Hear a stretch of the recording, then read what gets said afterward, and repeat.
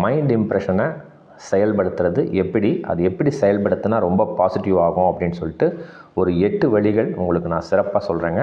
இப்போ ஒரு கணவன் மனைவி பிரச்சனை, மனைவி ஓவராக பேசிட்டாங்க, இல்லை ஏதோ ஒரு மிஸ் அண்டர்ஸ்டாண்டிங் வந்தால் அந்த கணவன்மார்கள் ஒவ்வொருத்தரும் ஒவ்வொரு ஃபார்முலாவை செயல்படுத்துகிறாங்க. இது எல்லாம் கரெக்டாக, இதெல்லாம் சரியா, அடிக்கிறது, பழைய பேட் வேர்ட்ஸ் பேசுகிறது. நான் இந்த இடத்துல என்ன சொல்கிறேன்னா, இந்த செயல்பாடுகள்லாம் எதனால் நடக்குதுன்னா, அந்த மைண்ட் இம்ப்ரெஷன் சொன்னால் இல்லைங்க, அது பாசிட்டிவாக இல்லாதனால தான் இந்த மாதிரி நிறைய நெகட்டிவிட்டியாக நடக்குது. ஸோ இந்த 8 விஷயங்களை நீங்கள் அற்புதமாக செயல்படுத்தினீங்கன்னா நம்ம மனசில் இருக்கிற அந்த ஆழ்மன பதிவுகள், மைண்ட் இம்ப்ரெஷனுங்கிறது ரொம்ப பாசிட்டிவாகிடுங்க. ஒன்ஸ் அது ஒரு 60 to 70% பாசிட்டிவ் ஆனாலே போதுங்க. நம்ம எண்ணங்கள் ரொம்ப சூப்பராக இருக்கும். நம்ம மனசுக்கு நம்ம என்ன தேவைகள் அப்படின்னு கேட்குறோமோ 100% சிறப்பாக நடக்கும். இதில் எந்தவித மாற்று கருத்தும் கிடையாதுங்க.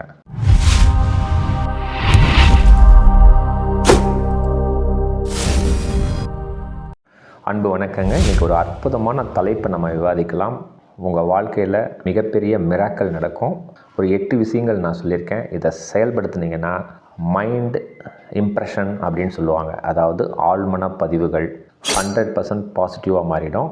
ஒன்ஸ் பாசிட்டிவாக மாறிடுச்சுன்னா உங்கள் தேவைகள் அற்புதமாக நடக்கும். இவ்வளோ தாங்க லாஜிக். சிறப்பாக வீடியோக்குள்ளே போகலாங்க. நான் எப்படி செயல்படுத்தணும் அப்படிங்கிற வழிமுறைகள் சொல்லியிருக்கேன். அதை செயல்படுத்துறதுல உங்களுக்கு ஏதாவது சந்தேகம் இருந்தால் என்னுடைய வாட்ஸ்அப் நம்பர் 9080274280 வாய்ஸ் மெசேஜ் கொடுங்க. கட்டணம்லாம் எதுவும் கிடையாதுங்க. நான் எப்போ ஃப்ரீயாக இருக்கிறேனோ உங்களோட பேசுகிறேன். அற்புதமாக செயல்படுத்தலாம். 100% ரிசல்ட் சூப்பராக நடக்கும். வீடியோக்குள்ளே போகலாங்க. எல்லாருக்குமே தெரியும், நம்மளோட இயக்கம் பார்த்திங்கன்னா ஃபஸ்ட்டு நம்மளோட உடல், அதுக்கப்புறம் உடலில் நம்ம இயக்கம் எப்படி நடக்குதுன்னாங்க, மனசுன்னு ஒன்று இருக்குது, மைண்ட் அப்படின்னு ஒன்று இருக்குது. அதுக்கப்புறம் எண்ணங்கள் அப்படின்னு ஒன்று தெரியும், தாட்ஸ். எண்ணம் போல் வாழ்க்கை அப்படின்னு சொல்லுவாங்க. ஸோ அந்த எண்ணங்கள் சிறப்பாக இருக்கணும் அப்படின்னா அதுக்கு முன்னால் ஒரு வார்த்தைகள் இருக்குது. அதுதான் நான் சொன்னேன், மைண்ட் இம்ப்ரெஷன் அப்படின்னு சொல்லுவாங்க. அதாவது ஆழ்மன பதிவுகள். அந்த ஆழ்மன பதிவுகள் ரொம்ப பாசிட்டிவாக நேர்மறையாக இருந்ததுன்னா நம்ம எண்ணங்கள் ரொம்ப ஃபஸ்ட் கிளாஸாக இருக்கும். ஏன்னாங்க, நமக்கு எல்லாருக்குமே தெரியும், ஒரு நாளைக்கு பார்த்திங்கன்னா ஒரு 60,000 70,000 எண்ணங்கள் நமக்கு வரும். ஆனால் அந்த எல்லாத்தையுமே நீங்கள் செயல்படுத்துகிறீங்களா? ஒரு சில நேரங்களில் அந்த எண்ணங்கள்லாம் வெளியில் சொன்னாலே கஷ்டமாக இருக்கும். அந்தளவுக்கு எண்ணங்கள் நம்ம மனசில் வருது. இதுதான் உண்மை. ஸோ அப்படி இருக்கும் பொழுது அதில் எதையாவது 1-2 எடுத்து நம்ம செயல்படுத்தி அது என்ன ரிசல்ட் வந்தாலும் நம்ம அக்செப்ட் பண்ணி தான் ஆகணும். ஏன்னா செயல்படுத்துறது நம்ம அறிவை பயன்படுத்தி செயல்படுத்துகிறோம். அதுக்கு பேர் தான் எக்ஸிக்யூஷன். இப்போ நான் என்ன சொல்கிறேன்னாங்க, அந்த ஆழ்மன பதிவுகள் அப்படின்னு சொன்னால் இல்லைங்க, நம்மளோட மைண்டோட இம்ப்ரெஷன் அது ரொம்ப பாசிட்டிவாக இருந்தால் நம்ம எண்ணங்கள் சூப்பராக இருக்குங்க. எண்ணங்கள் சூப்பராக இருக்கும் பொழுது நம்மளோட செயல்பாடுகள், நம்மளோட ஒர்க் ரிசல்ட் பார்த்திங்கன்னா 100% சூப்பராக இருக்கும், தெளிவாக இருக்கும். நம்ம மனசு சந்தோஷப்படும். இவ்வளோ தாங்க வாழ்க்கை. ஸோ இந்த வீடியோவில் அந்த மைண்ட் இம்ப்ரெஷனை செயல்படுத்துறது எப்படி, அது எப்படி செயல்படுத்தினா ரொம்ப பாசிட்டிவ் ஆகும் அப்படின்னு சொல்லிட்டு ஒரு 8 வழிகள் உங்களுக்கு நான் சிறப்பாக சொல்கிறேங்க. அந்த சொல்கிறதுக்கு முன்னால் ஒரு விஷயம் நம்ம பேசலாம். அந்த மைண்ட் இம்ப்ரெஷன் பற்றி நம்ம பேசுகிறதுக்கு முன்னாலேங்க ஒரு உதாரணம் சொல்லிட்டா உங்களுக்கு ஈஸியாக கேட்சிவாக இருக்கும். இப்போ ஒரு கணவன் மனைவி ஓவராக சத்தம் போட்டுடுறாங்க. கணவனுக்கு பயங்கர கோபம். ஸோ இதில் பார்த்திங்கன்னா பலவிதமான கேரக்டர்ஸ் எடுத்துட்டோம். ஒரு 4-5 பேர் எடுத்துக்கலாம். ஒவ்வொருத்தரும் ஒவ்வொரு மாதிரி செயல்படுத்துவாங்க. ஓகேங்களா?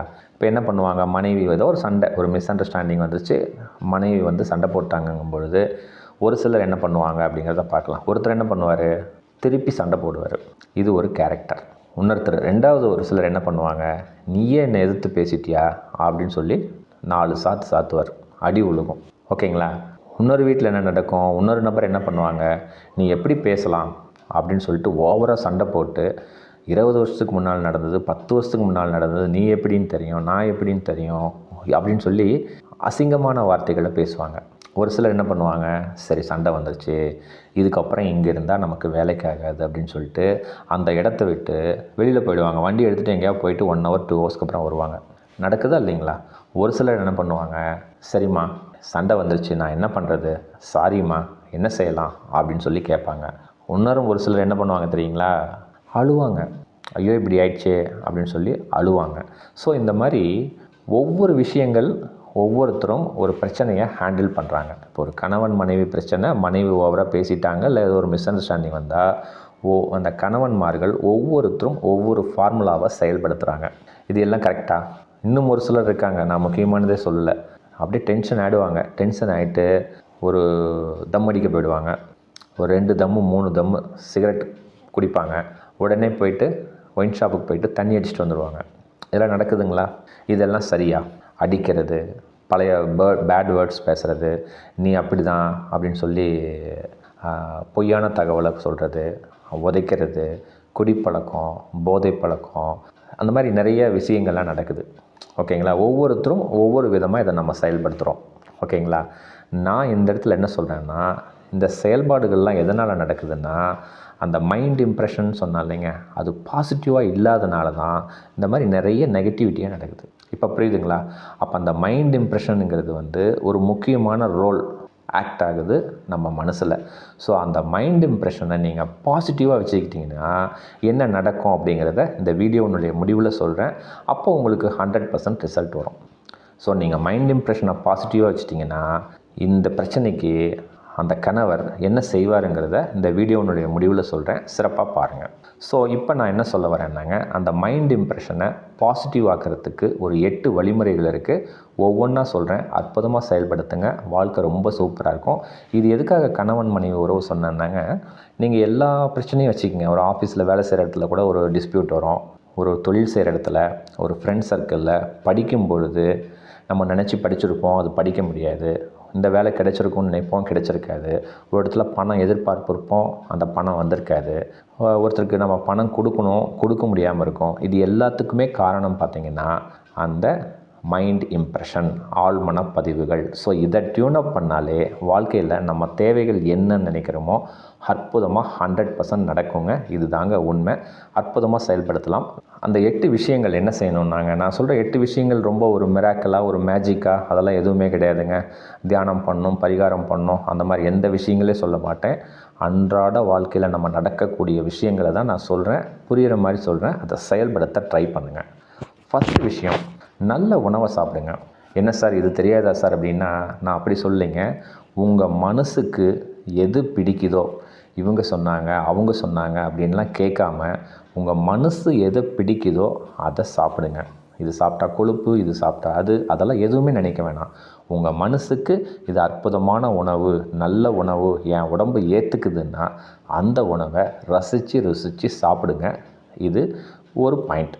என்ன சார் இந்த உணவுக்கும் மைண்ட் இம்ப்ரெஷனுக்கும் என்ன சார் சம்மந்தம்னா, நீங்கள் செயல்படுத்தி பாருங்கள். ஏன்னா நம்ம வயிறோட கேரக்டர் என்னென்னாங்க, நம்ம ஏதாவது சரியில்லாத தேவையில்லாத சாப்பிட்டா ஜீரணமாகாது, வயிறு வலிக்கும், அதுக்கப்புறம் நம்ம சாப்பிட மாட்டோம். ஒன்ஸ் கிளியர் ஆனதுக்கப்புறம் தான் சாப்பிடுவோம். ஸோ நம்ம மனசு சொல்லணும் என்ன நல்ல உணவுங்கிறத சொல்லும். அதை சிறப்பாக எப்போ நீங்கள் நினைக்கிறீங்களோ அற்புதமாக சாப்பிடுங்க. இதுதான் ஃபஸ்ட் விஷயம். ரெண்டாவது விஷயம், ஒரு சுத்தமான காற்று, ஒரு சூப்பரான காற்று சுவாசிங்க. அதுக்கு என்ன செய்யலாம், அமைதியாக இருக்கிற சூழ்நிலையில் காலையில் வாக்கிங் போங்க. ஓகேங்களா? அப்போ போகும்பொழுது என்ன ஆகும்னாங்க, நம்ம மன அதிர்வலைகள் பார்த்திங்கன்னா ஒரு பாசிட்டிவிட்டி நோக்கி பயணம் செய்யும். ஸோ அதை ஒரு ஹேபிட்டாக வச்சுக்கோங்க.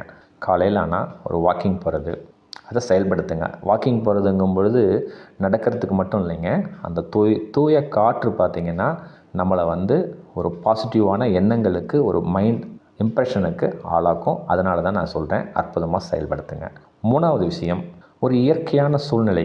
ஒரு வாரத்துக்கு ஒரு நாள், இல்லை ஒரு 10 நாளைக்கு ஒரு நாள் உங்கள் பக்கத்தில், வீட்டுக்கு பக்கத்தில் ஒரு கார்டன் இருக்கலாம், ஒரு பார்க் இருக்கலாம், இல்லை ஒரு 5 கிலோமீட்டர் போனோன்னா ஒரு இயற்கையான சூழல் இருக்கலாம். ஸோ அங்கே போய் உட்காந்துட்டு அதை என்ஜாய் பண்ணுங்கள். அந்த இயற்கை சூழ்நிலையை என்ஜாய் பண்ணுங்கள். ஓகேங்களா? அதாவது என்ன, எப்படி இயற்கை இருக்குது அப்படின்னு பார்த்து ரசிங்க. இந்த இடத்துல நான் ஒன்று சொல்லணுங்க, நான் சொல்கிற வேலைகள்லாம் நீங்கள் போய் செல்ஃபோன் எடுத்துகிட்டு உட்காந்துக்காதீங்க. நான் சொல்கிறதெல்லாம் இயற்கையை ரசிக்கணுங்கும் பொழுது செல்ஃபோன் இல்லாமல் ரசிங்க. இன்கேஸ் ஏதாவது செல்ஃபோன் வந்தால் கூட நான் ஒரு 2 ஹவர்ஸ் பிஸியாக இருக்கேன், நானே அப்புறம் பேசுகிறேன் அப்படின்னு சொல்லிவிட்டு அந்த இயற்கையை தனிப்பட்ட முறையில் ரசிங்க. அந்த ரசிச்சிங்கன்னா நம்மளோட இம்ப்ரெஷன், நம்மளோட மைண்ட் இம்ப்ரெஷன் ரொம்ப பாசிட்டிவிட்டியாக ஆகும். ஸோ இது மூணாவது விஷயம். நாலாவது விஷயம், படிக்கிறது, கேட்குறது. அது என்ன சார் படிக்கிறது கேட்குறதுன்னா, மனதுக்கு ஒரு நல்ல ஒரு ஒழுக்கத்தை கொடுக்கக்கூடிய ஒரு புக்கை படிங்க. அது படிக்கும் பொழுது நம்ம மனசு ரெஃப்ரெஷ் ஆகணும். அந்த மாதிரி புத்தகங்களை ஒரு 5 பக்கமோ 10 பக்கமோ தினமும் ஒரு ஹேபிட்டாக அதை செயல்படுத்துங்க.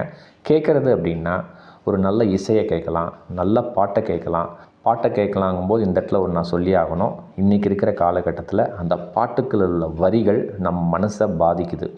ஸோ அந்த வரிகள் நல்ல வரிகளாக இருக்கணும். ஸோ கேட்குற பாட்டு அந்த வரிகள் நம்மளோட மனசை பாதிக்காத அளவுக்கு நல்ல பாட்டு கேளுங்க. ஏன்னா இன்றைக்கி இருக்கிற மீடியா, டிவி, சினிமா எல்லாமே பார்த்திங்கன்னா நம்ம மனசை பாதிக்குது. ஸோ அந்த மாதிரி பாதிக்காத அளவுக்கு நல்ல பாடல், நல்ல மியூசிக்கை கேளுங்க, படிங்க. ஸோ இது 4வது. 5வது விஷயம் ரொம்ப முக்கியங்க. கொஞ்சம் தனிமைப்படுத்துங்க. அதாவது ஒரு அன்பிளான்டு ட்ராவல். நான் சொல்கிற பாயிண்ட் புரியுதுங்களா? எந்த பிளானுமே இருக்கக்கூடாதுங்க. ஒரு ஆஃப் டே அதுக்குன்னு ஒதுக்கிக்கோங்க. வாரத்தில் ஒரு ஆஃப் டே, இல்லை ஒரு 10 நாளில் ஒரு நாள் அந்த மாதிரி ஒதுக்கிட்டு ஒரு பேக் எடுத்துக்கங்க, ஒரு வாட்டர் பாட்டில் எடுத்துக்கங்க. உங்களுக்கு என்ன தேவையோ ஸ்நாக்ஸ் எதாவது வேணும்னாலும் எடுத்துக்கங்க. ஃப்ரூட்ஸ் எதாவது கட் பண்ணி கூட நீங்கள் வச்சுக்கோங்க. எந்த பிளானுமே இருக்கக்கூடாது. எங்கே போகிறோம், எங்கே வரோம் அப்படிங்கிற ஷெட்யூலே இருக்கக்கூடாது. ஒரு 5 ஹவர்ஸ் 6 ஹவர்ஸை நீங்கள் அதுக்காக ஒதுக்குங்க. அவசியமாக செல்ஃபோனை டிஸ்டர்ப் பண்ணாமல், பயன்படுத்தாமல் நீங்கள் போகணும். எல்லாருமே இன்றைக்கி என்ன நினைக்கிறீங்கன்னா, ட்ராவல் பண்ணுறேன் அப்படின்னு பண்ணும்போது, ட்ராவல் பண்ணும்பொழுது செல்ஃபோனை காதில் மாட்டிக்கிட்டு அப்படியே கேட்டுக்கிட்டே போகிறது, அது பிரயோஜனமே இல்லை. நான் சொல்கிறது செல்ஃபோன் இல்லாமல் அன்பிளான்டு ட்ராவல்னால் எந்த பஸ்ஸில் ஏறுறோம், எங்கே போகிறோம், என்ன வேலை செய்ய போகிறோம் எதுவுமே தெரியக்கூடாதுங்க. ஏறுறீங்க, நமக்கு ஒரு 5 மணி நேரம் இருக்குது, அது வரைக்கும் போகலாம் அப்படின்னு சொல்லிட்டு அந்த போகும் பொழுது நம்மளை சுற்றி என்ன நடக்குது அப்படிங்கிறத கவனிங்க. மற்றவங்கள கவனிங்க, வெளியில் என்ன இருக்குது அப்படிங்கிறத கவனிச்சிட்டே போங்க. செல்ஃபோன் அந்த இடத்துல பயன்படுத்தாதீங்க. இன்கேஸ் யாராவது ஃப்ரெண்ட்ஸ் சர்க்கிளோ வீட்டிலேருந்தே ஃபோன் பண்ணால் கூட, சரிங்கம்மா நான் இப்போ வேலையாக இருக்காங்கம்மா, ஒரு 3 to 4 ஹவர்ஸ் ஃப்ரீயானவுடனே நானே பேசுகிறேன் அப்படின்னு சொல்லி டெலிவரி பண்ணிவிட்டு செல்ஃபோனை யூஸ் பண்ணாமல் அந்த ட்ராவலை பண்ணுங்கள். ஹெட்ஃபோன் வச்சுக்கிறது இதெல்லாம் அவசியம் இல்லைங்க. வெளியில் என்ன நடக்குது, வெளியில் என்ன இருக்குது அப்படிங்கிறத கவனிக்க ஆரம்பிங்க. இது என்ன ஆகும்னா, ஒரு ஃபோக்கஸ், நம்ம ஒரு வேலையை ஃபோக்கஸாக பண்ணுறதுக்கு உண்டான ஒரு குட் குவாலிட்டி நமக்கு அறியாமையே வரும். ஓகேங்களா? அடுத்தது 6வது விஷயம், ஒரு காலையில் ஒரு நைட், காலையில் எந்திரிச்சோன்னா ஒரு 20 நிமிஷம், அதே மாதிரி நைட்டில் பார்த்திங்கன்னா தூங்க போகிறதுக்கு முன்னால் ஒரு 20 நிமிஷம் அற்புதமாக ஒரு பாசிட்டிவ் செல்ஃப் டாக், நமக்கு என்னென்ன தேவைன்னு நினைக்கிறோமோ அற்புதமாக ஒரு அஃபர்மேஷனை அற்புதமாக செயல்படுத்துங்க. நான் என்ன சொல்கிறேன்னாங்க, நீங்கள் பேசுகிற ஒவ்வொரு வார்த்தைகள், இதுக்கு பேர் பிரார்த்தனைன்னு சொல்லலாம், அஃபர்மேஷன்னு சொல்லலாம், உறுதிமொழின்னு சொல்லலாம், இல்லை இறைவன்கிட்ட கேட்குற ஒரு வழிமுறைகள்னு சொல்லலாம். எது கேட்குறதா இருந்தாலும் பாசிட்டிவாக கேளுங்க. நிறைய பேருக்கு இன்றைக்கி என்ன கால சூழ்நிலைன்னா, எப்படி நம்ம பாசிட்டிவாக கேட்குறது அப்படின்னு தெரியல. நீங்கள் எப்படி அந்த பிரார்த்தனை செய்யணும் அப்படின்னு உங்கள் தேவைகளை, உங்களுக்கு எதாவது சந்தேகம் இருந்தால் எனக்கு கமெண்ட்ஸ் பண்ணுங்கள், இல்லைன்னா என்னோடய வாட்ஸ்அப் நம்பருக்கு வாய்ஸ் மெசேஜ் பண்ணுங்கள். அதை எப்படி பாசிட்டிவாக நான் கேட்கணுங்கிறது உங்களுக்கு நான் சொல்கிறேன். அற்புதமாக செயல்படுத்துங்க. 100% ஒரு நாளைக்கு காலையில் 20 நிமிஷம், படுக்க போகிறதுக்கு முன்னால் இரவு ஒரு 20 நிமிஷம் 100% செயல்படுத்துங்க. வாழ்க்கையில் ஒரு மிகப்பெரிய மாற்றம் நடக்கும். சிறப்பாக பார்க்கலாங்க. அடுத்தது 7வது விஷயம். 7வது விஷயம் என்னென்னாங்க, நம்ம மனசுக்கு தெரியும், நம்ம மனசில், நம்ம உடலில் எண்ணங்கள் அப்படிங்கிறது நிறைய வந்துக்கிட்டே இருக்குங்கிறது நான் ஏற்கனவே சொல்லியிருக்கேன். அதே மாதிரி உணர்வுகளும் நமக்கு வந்துக்கிட்டே தான் இருக்கும். ஸோ எண்ணங்களும் வரும், உணர்வுகளும் வரும் அப்படிங்கிறது நமக்கு தெரியும். ஆனால் நம்ம எங்கே தெரியுங்களா தப்பு பண்ணுறோம், அந்த எண்ணங்களுக்கு செயல் செஞ்சிடுறோம். அது நல்ல எண்ணங்களா, கெட்ட எண்ணங்களா, இது என்ன செய்யலாம், என்னன்னு அறிவை பயன்படுத்தி யோசனை பண்ணாமல் ஒரு எண்ணங்கள் வந்த உடனேயே அதுக்கு ரியாக்ட் பண்ணிடுறோம். அந்த மாதிரி செயல்படுத்த வேண்டாம். எந்த எண்ணங்கள் வந்தாலும், ஏன்னா வர எண்ணங்கள் அனைத்துமே நம்ம வாழ்க்கையில் செயல்படுத்த முடியாது. ஏன்னா ஒவ்வொரு எண்ணங்கள் நம்ம வெளியிலே சொல்ல முடியாத எண்ணங்கள் எல்லாருக்குமே வரும், ஞானிகளுக்கும் வரும். ஸோ அந்த மாதிரி சூழ்நிலையில் வர எண்ணங்களையும் உணர்வுகளையும் நம்ம ஒரு சினிமா பார்க்குற மாதிரி கொஞ்சம் தூரத்தில் நின்று என்ன எண்ணங்கள் வருது, என்ன உணர்வுகள் வருது அப்படின்னு சொல்லி கவனிக்க ஆரம்பிங்க. ஸோ இது ரொம்ப முக்கியமான விஷயம். 7வது பாயிண்ட். 8வது விஷயம், நம்மளை சுற்றி எல்லா சூழ்நிலைகளும் நடக்குங்க. ஒரு பிரச்சனை நடக்கும், ஒரு சண்டை நடக்கும், தேவையில்லாத வாக்குவாதங்கள், நமக்கு நம்பிக்கை துரோகம் பண்ணுவாங்க, ஒரு காயப்படுத்துவாங்க. இந்த மாதிரி எந்த சூழ்நிலை நடந்தாலும் ரியாக்ட் பண்ணாமல் இருங்க. நீங்கள் கேட்குறது எனக்கு புரியுது அப்படின்னா என்ன சார், ஒரு வெக்கம், மானம், சூடு, சொரணை எதுவும் இல்லாமல் இருக்க சொல்கிறீங்களா? அப்படி கிடையாதுங்க. நான் என்ன சொல்கிறேன், அந்த ரியாக்ஷன் பண்ணாமல் கொஞ்சம் அமைதியாக இருந்தீங்கன்னா அதற்கு ஒரு 1/2 ஹவருக்கு அப்புறம் 1 ஹவருக்கு அப்புறம் சிறப்பான சொல்யூஷன் வந்துருங்கிறதுனால தான் நான் சொல்கிறேன். அதனால் ஒரு 1/2 ஹவர் கொஞ்சம் அமைதியாக இருங்க. இமீடியட்டாக ரியாக்ட் பண்ணாமல் கொஞ்சம் அமைதியாக இருங்க. நான் சொல்கிறது புரியுதுங்களா? ஸோ எந்த சூழ்நிலைகள், எந்த பிரச்சனைகள் நம்மளை சுற்றி நடந்தாலும் அதை அப்சர்வ் பண்ணுங்க. அதை உடனே ரியாக்ஷன் பண்ண வேண்டாம். அதை தள்ளி வைங்க. ஒரு ½ அன் ஹவருக்கு அப்புறம் அதை பற்றி டிஸ்கஸ் பண்ணிக்கலாம், இல்லை 1 ஹவருக்கு அப்புறம் டிஸ்கஸ் பண்ணிக்கலாம் அப்படிங்கிறது தான் இந்த விஷயங்கள். ஸோ இந்த 8 விஷயங்களை நீங்கள் அற்புதமாக செயல்படுத்தினீங்கன்னா நம்ம மனசில் இருக்கிற அந்த ஆழ்மன பதிவுகள், மைண்ட் இம்ப்ரெஷனுங்கிறது ரொம்ப பாசிட்டிவாகிடுங்க. ஒன்ஸ் அது ஒரு 60 to 70% பாசிட்டிவ் ஆனாலே போதுங்க. நம்ம எண்ணங்கள் ரொம்ப சூப்பராக இருக்கும். நம்ம மனசுக்கு நம்ம என்ன தேவைகள் அப்படின்னு கேட்குறோமோ 100% சிறப்பாக நடக்கும். இதில் எந்த வித மாற்று கருத்தும் கிடையாதுங்க. சரி சார், இந்த 8ஐயும் நான் அற்புதமாக செயல்படுத்திட்டேன் சார், எனக்கு ரிசல்ட் என்ன சார் வரும்? இப்போ அந்த ஃபஸ்ட்டு பிரச்சனைக்கு போகலாமா? அந்த கணவன் மனைவி சண்டை நடந்தது. மனைவி ஏதோ ஒன்று திட்டாங்க. கணவன் எந்தெந்த மாதிரி செய்வாங்க அப்படின்னு பல விதமான சூழ்நிலைகள் நான் உங்களுக்கு சொன்னேன். அடிப்பார், உதைப்பார், பரம்பரையை பிடிச்சி திட்டுவார், பேட் வேர்ட்ஸ் பேசுவார், குடிச்சிட்டு வருவார், சிகரெட் குடிப்பார், இல்லை கதவெல்லாம் போட்டு உடைப்பார், இல்லை சாமானத்தெல்லாம் தூக்கி போடுவார். இந்த மாதிரி எல்லா சூழ்நிலைகளும் நடக்கும் அப்படின்னு நான் சொல்லிட்டேன். ஆனால் நீங்கள் இந்த பாசிட்டிவான மைண்ட் இம்ப்ரெஷனை இந்த 8 வழிகளில் நீங்கள் இன்க்ரீஸ் பண்ணிட்டா நீங்கள் என்ன செய்வீங்க? ஏற்கனவே சொல்லியிருந்தேன், வீடியோனுடைய முடிவில் சொல்கிறேன்னு சொல்லியிருக்கேன். என்ன செய்வீங்கன்னா அமைதியாக இருப்பீங்க. அமைதியாக இருந்துட்டு, சரிம்மா ஏதோ கோவத்தில் இருக்க, ஒரு ½ அன் ஹவருக்கு அப்புறம் நம்ம இதை பற்றி பேசலாம் அப்படின்னு சொல்லிட்டு கதவை மூடிட்டு உள்ளே போயிடுவீங்க. இல்லை அவங்களுக்கு, ஏன்னா அவங்க இருந்தால் பேசிகிட்டே தான் இருப்பாங்க, ஒரு ½ அன் ஹவர் என்ன டிஸ்டர்ப் பண்ணாதமா, எதாக இருந்தாலும் பேசிக்கலான்னு சொல்லி கதவை மூடிட்டு போயிட்டு, ஏன்னா உங்களுக்கும் அந்த கோபங்கள் வரும், அந்த எமோஷன் உங்களுக்கும் இருக்கும். அந்த நேரத்தில் நீங்கள் அமைதியாக உட்காந்துட்டு ஒரு அமைதியான அஃபர்மேஷன் இல்லை பிரார்த்தனையை நீங்கள் செயல்படுத்துவீங்க. என்ன செய்யலாம்? ஏன்னா எதுக்காக நான் இதை சொல்கிறேன்னாங்க, அந்த நமக்கு ஒரு கோபம், ஒரு எமோஷன் வரும் பொழுது நீங்கள் பாசிட்டிவாக எது கேட்குறீங்களோ அற்புதமாக அப்படியே நடக்கும் அப்படிங்கிறது தான் லாஜிக். ஏன்னா அந்த நேரத்தில் நம்ம ஆள் மனசு ஓப்பனில் இருக்கும். அந்த சப்கான்ஷியஸ் மைண்ட் ஓப்பனில் இருக்கும் பொழுது அந்த அந்த மென்டல் இம்ப்ரெஷன், அந்த மைண்ட் இம்ப்ரெஷனை பார்த்தீங்கன்னா பாசிட்டிவாக ரொம்ப சீக்கிரமாக செயல்படுத்தலாம்.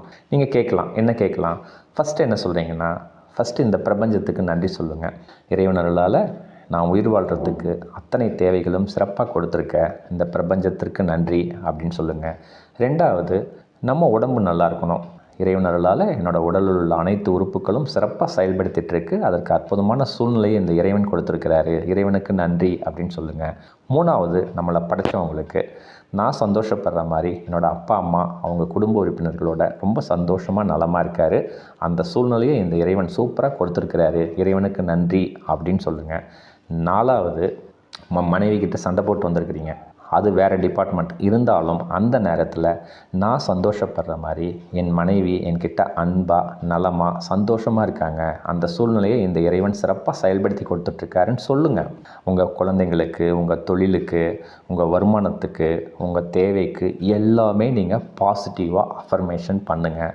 என்ன சார் சண்டை நடந்துகிட்ருக்கு, நீங்கள் அமைதியாக இதை சொல்கிறீங்களே அப்படின்னா, நீங்கள் செயல்படுத்தி பாருங்கள். ஏன்னா இதை செயல்படுத்த நம்மளோட மென்டல் இம்ப்ரெஷன் பார்த்திங்கன்னா ரொம்ப ஒரு பாசிட்டிவ் ஆகிடும். அந்த பாசிட்டிவ் ஆனதுக்கப்புறம் ஒரு ½ அன் ஹவருக்கு அப்புறம் இல்லை 1 ஹவருக்கு அப்புறம் வெளியில் என்னம்மா ஆயிடுச்சு, ஏம்மா டென்ஷன் ஆகிட்ட அப்படின்னு கேட்டிங்கன்னா, இல்லைங்க என்னன்னு தெரியல, நான் ஏதோ கொஞ்சம் டென்ஷனாக இருந்தேன் அதனால் பேசிட்டேன், சாரிங்க அப்படின்னு அவங்களும் சொல்லுவாங்க. இதுதாங்க உண்மை. இது தெரியாமல் நம்ம பாட்டு தண்ணி அடிச்சுட்டு வந்துடுறது, ஸ்மோக் பண்ணுறது, பாத்திரத்தெல்லாம் போட்டு அடிக்கிறது, பீரோவை உதைக்கிறது, அவங்கள உதைக்கிறது, இந்த மாதிரி செயல்லாம் செஞ்சிங்கன்னா ஆப்போசிட்டில் அவங்க சைட்லேருந்து இன்னும் அதிகமான ரியாக்ஷன் பிரிவினை வரைக்கும் போயிடும். இப்போ புரியுதுங்களா? நான் இது எதுக்காக கணவன் மனைவி உறவு முறை எக்ஸாம்பிள் சொன்னேன்னா உங்களுக்கு புரியணுங்கிறதுக்காக சொன்னேன். இதே நிகழ்வுகள் உங்கள் ஃப்ரெண்ட் சர்க்கிளில், வேலை செய்கிற இடத்துல, ரிலேட்டிவ்ஸ் கிட்ட, பிஸ்னஸில் எல்லாமே பொருத்தி பாருங்கள். நீங்கள் அந்த மாதிரி செயல்பாடுகள் செஞ்சீங்கன்னா 100% உங்களுக்கு நீங்கள் என்ன கேட்குறீங்களோ, என்ன நினைக்கிறீங்களோ, என் பொருளாதாரமே பார்த்திங்கன்னா ரொம்ப அதிகமாக நம்மளை நோக்கி வரும். அற்புதமாக செயல்படுத்துங்க. நம்மளோட மென்டல் இம்ப்ரெஷனை பாசிட்டிவ் ஆக்குங்க. அந்த ஆழ்மன பதிவுகளை எப்போ நீங்கள் பாசிட்டிவ் ஆக்குறீங்களோ அந்த நேரத்தில் நீங்கள் என்ன தேவைன்னு கேட்குறீங்களோ அத்தனையும் நம்ம எதிர்பார்க்கறதுக்கு முன்னாலே நடக்கும் அப்படிங்கிறது தான் உண்மை. அற்புதமாக செயல்படுத்துங்க. வாழ்க்கைங்கிறது ரொம்ப சந்தோஷமாக வாழ்கிறதுக்கு தான். மிக்க நன்றிங்க. மகிழ்ச்சி.